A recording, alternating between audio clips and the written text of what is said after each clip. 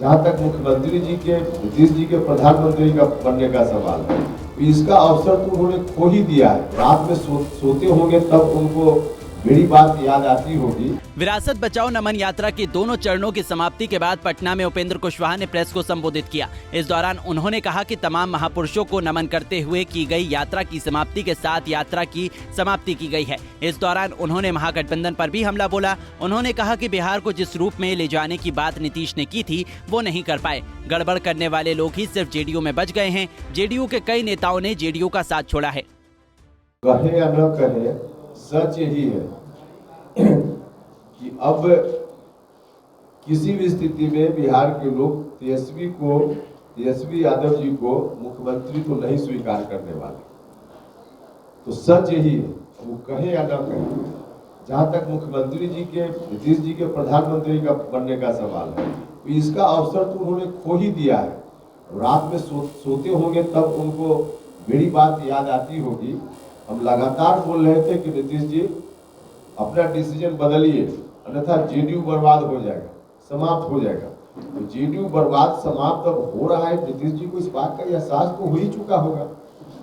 तो अवसर उन्होंने खो दिया, तो अवसर ही अब नहीं है, तो फिर कोई कहे या न कहे क्या फर्क पड़ता है। आपको लगता है कि नरेंद्र मोदी का विकल्प अभी दूर दूर तक कोई नहीं है 2024 के लिए? हाँ, देखिए फिलहाल तो जो स्थिति है पूरे देश भर में हम विपक्ष की पार्टियों को देख रहे हैं, न सिर्फ बिहार बल्कि बिहार से बाहर, तो उसमें कोई चुनौती अभी नरेंद्र मोदी जी के समक्ष नहीं दिख रही है।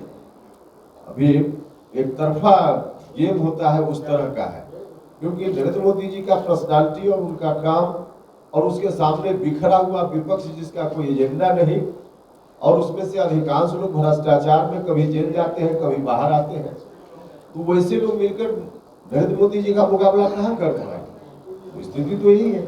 सर, आपने कहा था कि ये मटेरियल है नीतीश कुमार, ऐसी क्या हो गई कि आप पार्टी बदलते ही ये रुख? नहीं, आप पार्टी बदलते ही नहीं, हम पार्टी में रहते हुए आप बोल रहे हैं।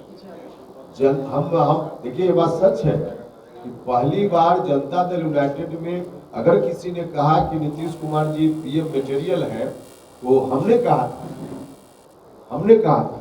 बाद में चलकर पार्टी की ओर से और कुछ लोग बोलने लगे, लेकिन तब हमारी कोशिश थी कि जनता दल यूनाइटेड को हम नंबर 1 की पार्टी बनाए, जो हमने बार बार आपसे भी शेयर किया था कि जेडीयू को नंबर 1 की पार्टी हम बनाना चाहते, लेकिन जेडीयू का रवैया जिस रूप में आगे चलकर हुआ, हम तो पार्टी में रहते हुए लगातार कहते रहे कि पार्टी कमजोर हो रही है, पार्टी नुकसान में जा रही है, संभलिए। हमने आगाह किया, कोशिश की, हर तरह से प्रयास किया, लेकिन नहीं संभले। तो जनता दल यूनाइटेड तो लगातार कमजोर हुआ है और हो रहा है। अब तो धीरे धीरे कहिए कि अस्तित्व ही उसका समाप्त होने को है। तो अब जनता दल यूनाइटेड जो पार्टी है नीतीश कुमार जी की, उसका ही अस्तित्व नहीं, तो फिर इस पार्टी का कोई नेता प्रधानमंत्री बनने के बारे में कहा उसमें कोई मामला बन रहा है। मुझको लगता है कि जिनको नीतीश जी उस कैटेगरी में रख रहे हैं कि जो गड़बड़ करने वाले हैं वो करवे करेंगे, नीतीश जी ऐसे ही बोलते हैं कि कुछ है जो गड़बड़ करने वाले वो नहीं सुधरेंगे, वो गड़बड़ करवे करेंगे। तो वैसे ही लोग जो गड़बड़ करवे करेंगे, बस वही लोग वहाँ बच गए हैं।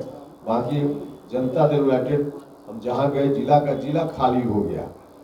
सैकड़ों की संख्या में हर जिला में लोगों ने पार्टी की सदस्यता ली। जनता दल यूनाइटेड को छोड़कर अधिकांश लोगों ने, कुछ दूसरे दल के भी लोग आए, लेकिन अधिकांश दूसरे दल के लोगों ने हमारी पार्टी की सदस्यता, राष्ट्रीय लोक जनता दल की सदस्यता ली। तो कई जिला, तो सैकड़ों जेडीयू का कोई सीधे कार्यकर्ता नहीं, बल्कि जिला में विभिन्न पदों पर या राज्य में विभिन्न पदों पर रहा हुआ व्यक्ति, उन लोगों ने बड़े पैमाने पे पार्टी को छोड़कर, जेडीयू को छोड़कर हम लोगों के साथ आकर सदस्यता ग्रहण की। तो इस तरह से अब कुल मिला जुला कर जेडीयू, तो हमने बार बार कहा है कि जेडीयू का सिर्फ साइन बोर्ड बच गया है, अब वहाँ कुछ बचा नहीं है, बिल्कुल खाली डब्बा की तरह है। और ऐसा हुआ है सिर्फ और सिर्फ नीतीश कुमार जी के डिसीजन के चलते।